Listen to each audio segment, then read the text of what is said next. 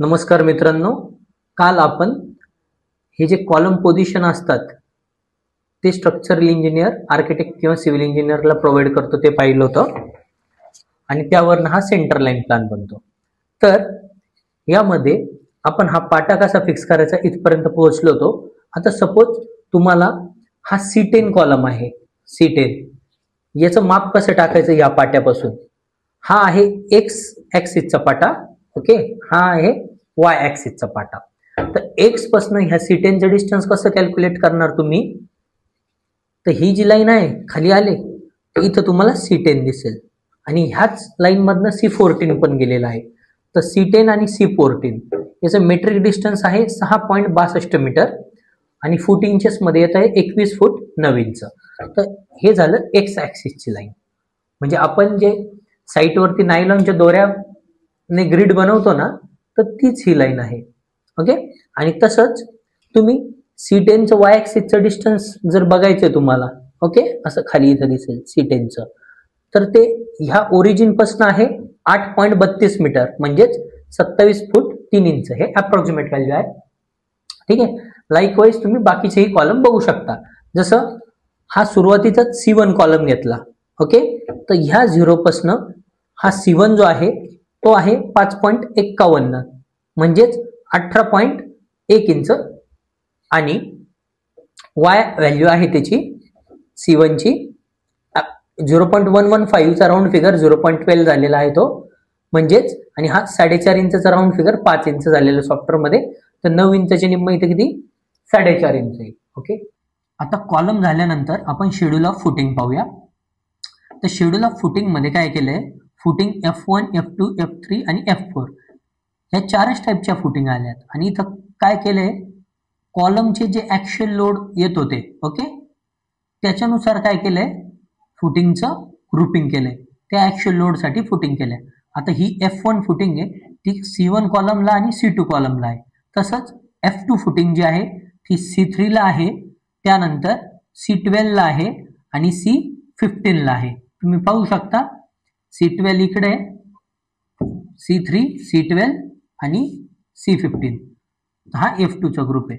तसंच F3 जे आहे C4 पासून C14 पर्यंत आहे आणि F4 जे आहे ते मधल्या 3 कॉलम साठी आहे, म्हणजे C7, C9, C10, C7, C9, C10 यासाठी. तर आता तुम्ही एक फुटिंगकडे व्यवस्थित लक्ष दिलं तर बाकीच्याही तुम्हाला समजून जातील. तर इथं पीट साईज दिली आहे, ओके, आणि PCC साईज दिली. ती किती दिली आहे, 1400 बाय 1200 mm. म्हणजे तुम्ही काय करणार, असा एक 1400 बाय 1200चा काय करणार, एक खड्डा करणार. ठीक आहे. आणि तेवढंच काय सांगितलंय, PCC करायला सांगितलंय. पण त्याच्यात ऍक्च्युली RCC फुटिंग जी साईड दिली आहे लेंथ आणि विड्थ ती दिली 1200 बाय 1000 mm.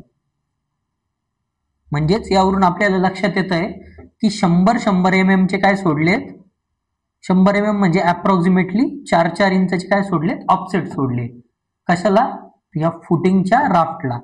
हा काय फुटिंगचा खाली PCC, म्हणजे PCC करताना ही 1400 बाय 1200 केली, पण ऍक्च्युअल फुटिंग साईज काय 1200 बाय 1000 mm. आणि जी डेप्थ आहे फुटिंगची ती किती घेतली आहे, समजा असा कॉलम आहे आणि ही फुटिंग आहे, तर ही जी डेप्थ आहे ही घेतली आहे 400 mm. किती, 400 mm किंवा 0.4 मीटर. आता स्टील इन शॉर्टर डायरेक्शन, तर 8 mm चं स्टील काय केलंय 150च्या स्पेसिंगने टाकलेलं आहे. म्हणजे ही फुटिंगची जी जाळी असणार आहे जी शॉर्ट डायरेक्शन आहे, ओके. आता यात शॉर्ट डायरेक्शन कुठली आहे, 1000. ठीक आहे. म्हणजेच 1000ला पॅरलल, इन शॉर्ट किंवा अलॉंग शॉर्टचा अर्थ होतो पॅरलल. हे जे बार टाकले तसे ते किती 8 mm चे आहेत आणि हा बार आणि हा बार दोन्हीमधलं डिस्टन्स आहे 150 mm. ओके. आता steel in longer direction, long direction कुठली इथं 1200, मग हे स्टील असं टाकलं, ओके. आणि त्याची पण स्पेसिंग किती आहे, 8 mm चं स्टील 175 mm. म्हणजे हा बार आणि हा बार याच्यातलं जे डिस्टन्स असणार आहे ते 175 mm सेंटर टू सेंटर. आणि हा जो टाईप घेतलाय फुटिंगचा तो स्टेप फुटिंग घेतलाय.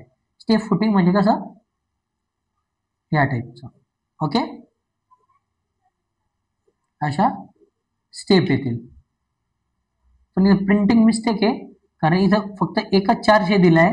मग स्टेप घेण्याऐवजी आपण काय करू, हिला बॉक्स करू. ठीक आहे, तर हे बरोबर आहे याच्यात.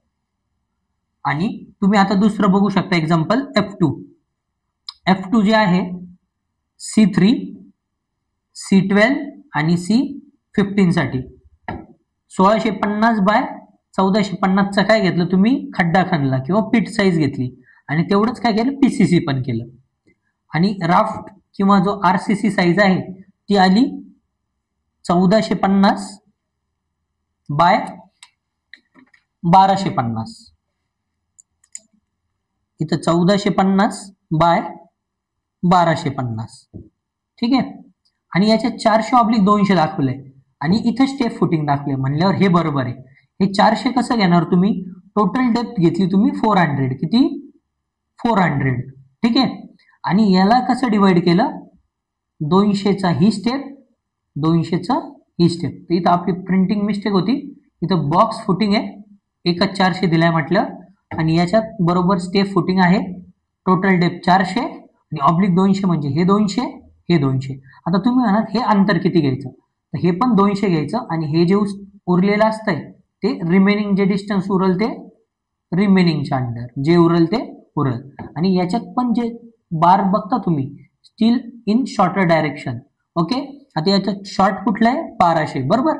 म्हणजे इन शॉर्ट म्हणजे पॅरलल टू शॉर्ट. हे किती आहे, 8चं स्टील आणि 2 बार मधलं डिस्टन्स किती, तर 150. आणि स्टील अलॉंग लॉंग डायरेक्शन किती आलंय, लॉंग किती आहे 1450, म्हणजे पॅरलल टू दॅट साइड. हे 2 बार मधलं डिस्टन्स किती आलं, त्यात 175 mm सेंटर टू सेंटर. आणि हे काय, स्टेप फुटिंग. थँक्यू.